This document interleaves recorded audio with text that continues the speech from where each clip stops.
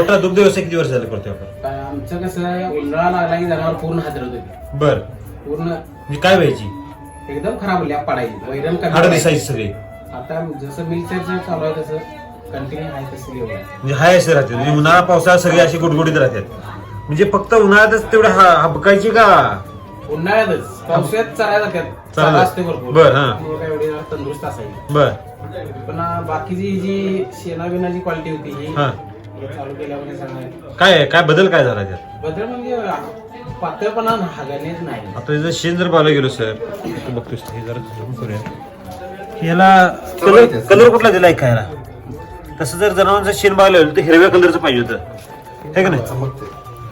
तर आता हे काळा रंग कसं काय आला ह्याला? शेणाला काळा रंग आलाय की नाही? कसं काय बरं काळा रंग कसं काय आला? मिरची आणण्याची किंमत आहे. बर.